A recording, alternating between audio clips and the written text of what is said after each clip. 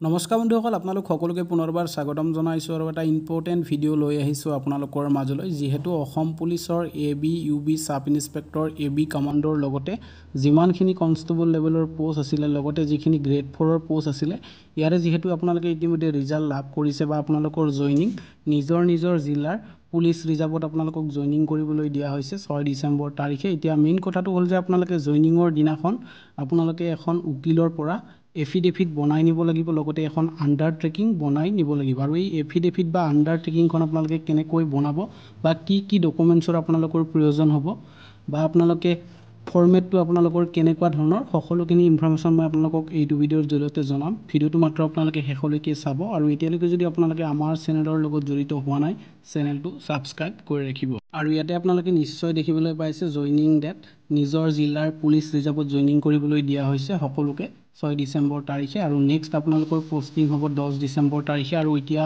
ইয়াতে ফৰ্মেটটো ইয়াতে উল্লেখ কৰা হৈছে, এইটো হৈছে আপোনালোকৰ আণ্ডাৰটেকিঙৰ ফৰ্মেট। নেক্সট এইটো হৈছে আপোনালোকৰ যিখন উকিলৰ পৰা বনাব দিছে এফিডেভিট, ইয়াৰে ফৰ্মেটটো ইয়াতে দিয়া হৈছে। আৰু কেনেকৈ বনাব মই আপোনালোকক দেখুৱাই দিছোঁ, ভিডিঅ'টো শেষলৈকে চাব। আৰু অলপ আগতে গৈ কিনে মই এইখন বনাই আনিছোঁ আৰু এইখন হৈছে এফিডেভিট। ইয়াতে আপোনালোকৰ 400 টকা এটা ল'ব উকিলে। আৰু ইয়াতে দেখিছে এফিডেভিটৰ ফৰ্মেটটো, ইয়াতে আপোনালোকৰ নামটো থাকিব, ডেট অফ বাৰ্থ থাকিব, দেউতাৰ নাম থাকিব, ডিষ্ট্ৰিক্ট, পুলিচ ষ্টেচন, গোটেইখিনি ডিটেইলছ ইয়াতে থাকিব। আৰু যিটো পোষ্টত আপোনালোকে পাইছে সেই পোষ্টটো এই এফিডেভিটখনত উল্লেখ কৰিব লাগিব। ইয়াতে আপোনালোকে নিশ্চয় দেখিবলৈ পাইছে চাফাই কৰ্মচাৰী ইন আছাম পুলিচ। আৰু আপোনালোকে যিটো পোষ্ট পাইছে সেই পোষ্টটো ইয়াতে উল্লেখ কৰিব।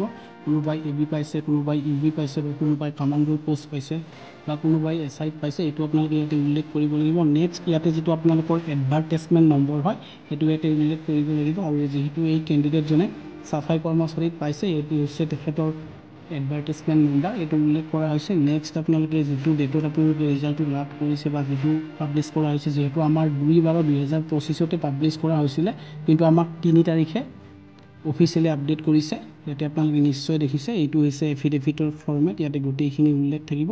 আৰু মিনিমাম আপোনালোকৰ 400 টকা এটা ল'ব উকিলে। আৰু এইখন হৈছে আণ্ডাৰটেকিং এফিডেভিট, এইখন বনোৱাতেও মোৰ প্ৰায় 400 টকা ল'লে। আৰু ইয়াতে ফৰ্মেটটো মই আপোনালোকক দেখুৱাম, এইটো হৈছে ফৰ্মেটটো, নামটো থাকিব আৰু যিটো পোষ্ট আছিলে সেই পোষ্টটো ইয়াতে উল্লেখ কৰিব লাগিব আৰু কোনটো ডিপাৰ্টমেণ্টৰ পোষ্ট হয়। যিহেতু অসম পুলিচৰ চাফাই কৰ্মচাৰী আছিলে, লগতে কামাণ্ডোৰো আছিলে, সেইটো গোটেইখিনি উল্লেখ কৰিব।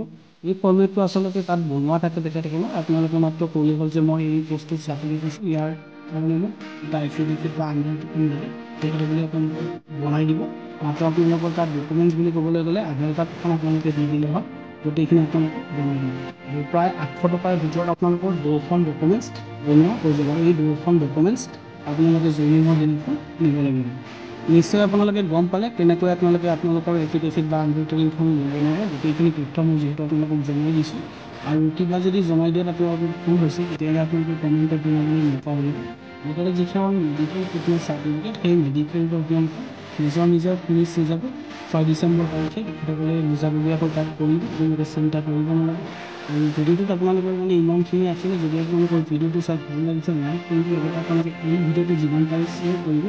আৰু এনেকুৱা ধৰণৰ ইনফৰ্মেটিভ ভিডিঅ' আহিবলৈ চেনেলটো ছাবস্ক্ৰাইব কৰি ৰাখিব। আজিলৈ মানে জয় হিন্দ।